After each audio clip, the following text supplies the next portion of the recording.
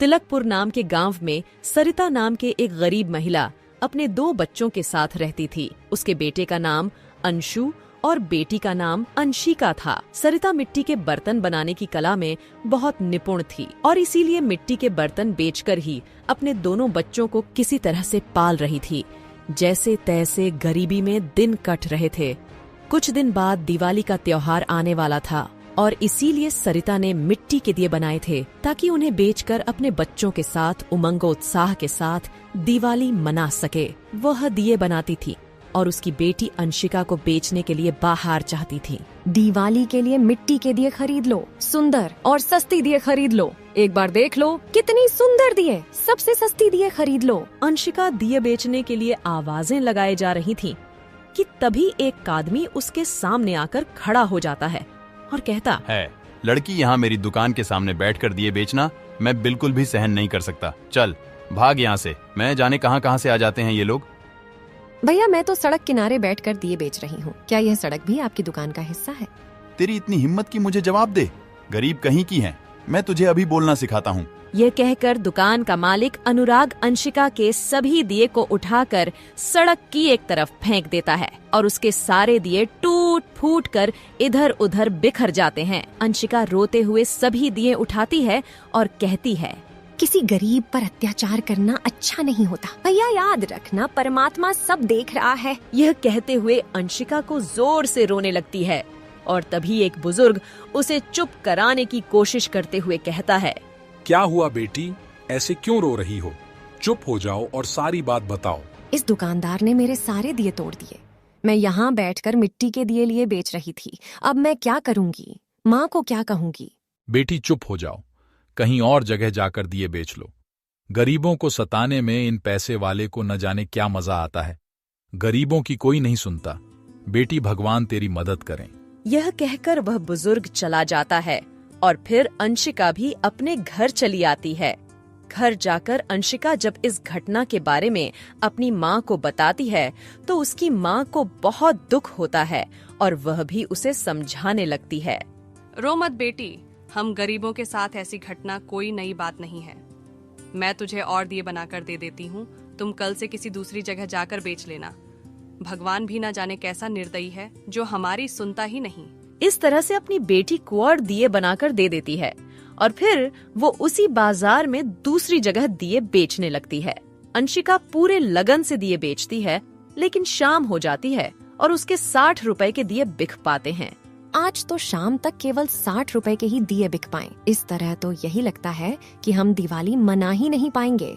इतने कम पैसों में तो 2 वक्त का खाना आना मुश्किल है, तो हम दिवाली कैसे मनाएंगे? इसी तरह कई दिन बीत जाते हैं और अंशिका दिए बेचकर कुछ खास पैसे नहीं कमा पाती। माँ देखो ना, आज दिवाली का दिन आ गया है और दिए तो बिक ही नहीं रहे। इस तरह तो लगता है कि हम यह बेचकर कुछ खास कमाई नहीं कर पाएंगे और इस बार भी दिवाली नहीं बना पाएंगे।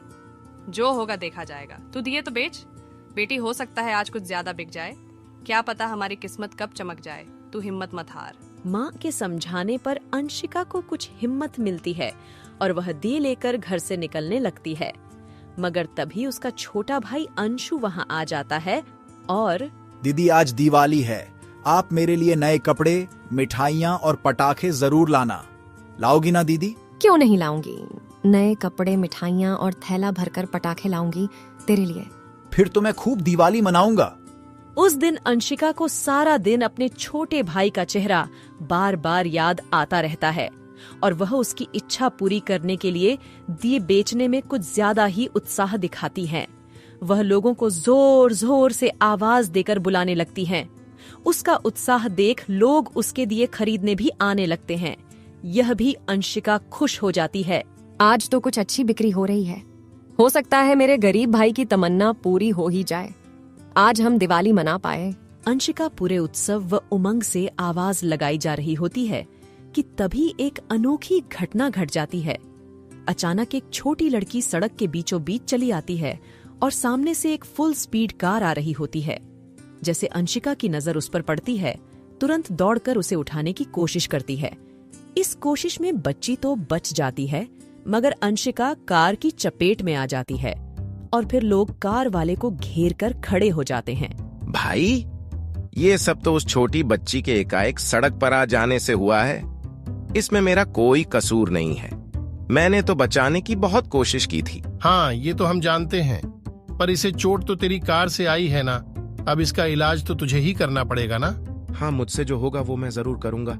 ये बातें हो ही रही थीं कि तभी वो छोटी बच्ची जिसकी जान बचाते हुए अंशिका घायल हुई थी, उसके माता पिता वहाँ जाते हैं। उन्हें देखते ही सड़क पर जमा भीड़ उन्हें भी सुनाने लगती है। कैसे माँ बाप हैं आप? हैं? आपकी लापरवाही के कारण देखो इस गरीब लड़की की कितनी गहरी चोट आई है। मिट्टी के दिए बेचने वाली गरीब तुम्हारी बेटी को बचाते हुए घायल हो गई। इसके इलाज का जिम्मा तो आपका भी बनता है। इस छोटी बच्ची का पिता कोई और नहीं बल्कि वही अमीर घमंडी दुकानदार अनुराग था, जिसने 4 दिन पहले ही अंशिका के सारे दिए तोड़ दिए थे और उस पर अपनी अमीरी का रोप छांटे हुए अपनी दुकान के सामने से भगा दिया था।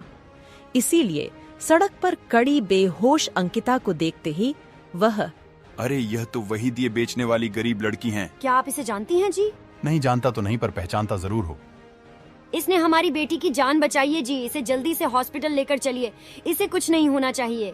अंजलि को यह कहने पर अनुराग अंशिका को तुरंत अस्पताल लेकर जाता है। अंशिका की सड़क से हट गई कार वाला अपनी कार को लेकर निकल जाता है और फिर भीड़ भी तितर बितर हो जाती है।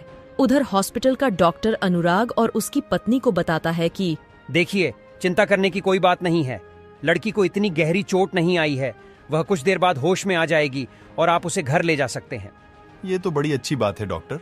फिर कुछ देर बाद जो अंशिका को होश आता है तो अनुराग और उसकी पत्नी अंजलि उसे पूरी बात बता देते हैं। साथ ही अनुराग अभी 4 दिन पहले की भूल के लिए अंशिका से क्षमा याचना करने लगता है।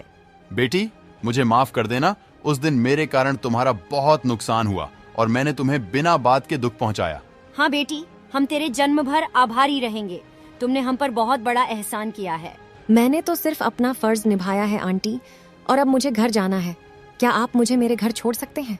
अंशिका के ही कहने पर अनुराग और अंजलि दोनों पति पत्नी पहले तो उसे बाजार ले जाकर दिवाली के लिए कपड़े, मिठाइयाँ, पटाखे और बहुत सारी चीजें खरीद कर देते हैं और फिर उसे उसके घर तक छोड़ने खुद जाते हैं।